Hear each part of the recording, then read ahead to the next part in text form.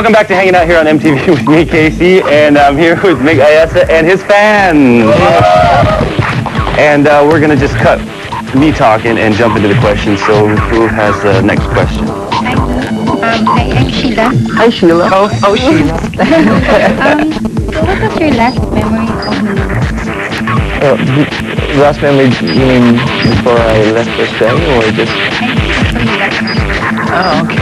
Well, you know, Yeah, I know. I was 2 years old, but you know, there is a memory that I have in my head, which, you know, I don't know if it was a dream, but it's my earliest memory of childhood, and it was in the Philippines. And I remember actually being stabbed in the back with a pencil by my cousin, and then my yaya chased my cousin around to try and spank her. My brother was also running after my cousin to try and hit her for stabbing me in the back, and that's my earliest memory. Right after that, you left.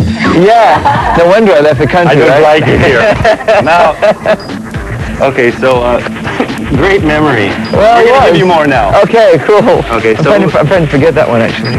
well, you'll never forget it, and now that everybody knows, you're always going to be reminded. There you go, the guy got. Your cousin's going to be coming back. Have you seen your cousin since then? No, we haven't spoken since. No, I'm kidding. We're very close. We were kids. Okay, so who has another question here? Hi, my name's Jamie. Hello, Jamie. I want to ask, how did the musical Buddy change your life? Well, you know, that musical, funny enough, it changed my life inexplicably because before that I was a student in university. I didn't know really what to do with my life, and Buddy kind of gave me direction which I never had before. I hadn't planned on going to theater. I hadn't planned on doing, you know, music as a living. It was just something that I wanted to do. Didn't realize how I could do it or in what capacity I could do it. Suddenly I had this show that took me all around the world. They even sent me to London, where I joined the cast after 6 months, and I did a Royal Variety performance for Her Majesty the Queen with Lea Salonga. Actually, the first time I met Lea Salonga was on stage doing Buddy in London, and I did that for 2 years. Came back, and from that point on, people were asking me to do auditions for other shows, and that just blossomed from that point on. So it was the beginning of everything.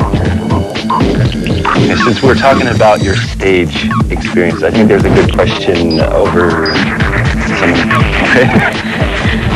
Okay, so speaking of stage, what were your, or did you actually have embarrassing stage experiences? Yeah.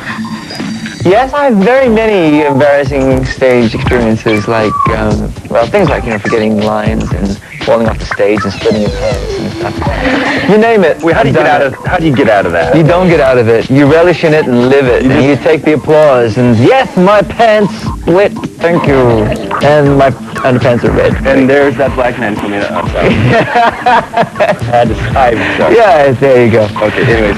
I set that up. It's okay.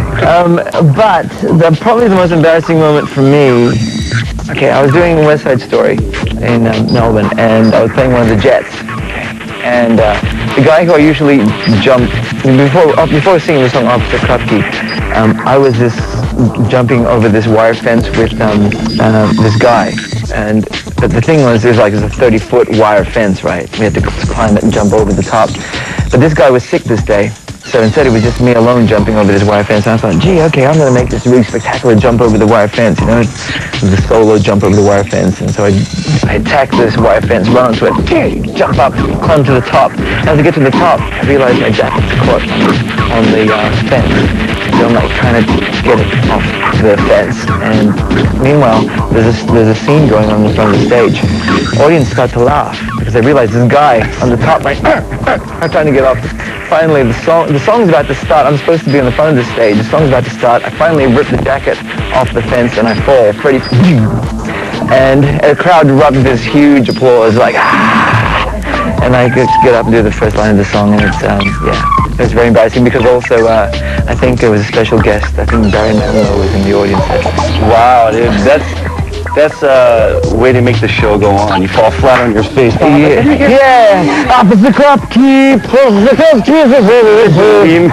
What's going on here? Yes, Danger is my middle name. Okay, so There's another question before we go to a break. So you left Manila when you're like 2 years old, right? Yeah. So you considered Australia your home for a long time. So how tough was it when you left Sydney for London? Good question.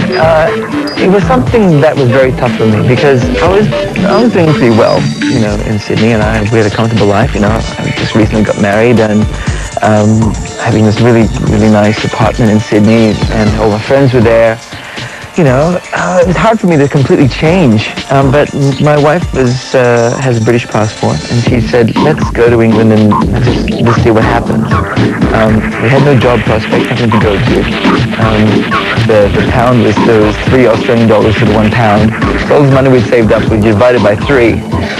We ended up landed in England with 2 suitcases each and no job prospects, and I thought, what the hell am I doing? But you know, things work out. You have to sort of let yourself go to find new horizons, and it was the best thing I ever did. Not too shabby, no? Couple suitcases, splitting their money in 3, and Yeah. comes back and you're sitting on the red couch at MTV. All right. You guys. Who knows where life takes you? Crazy. All right, we're going to take a little break right now. Here's a video from the White Stripes called Didn't Happen. Tonight, we hit the climax. Musical guest, the White Stripes.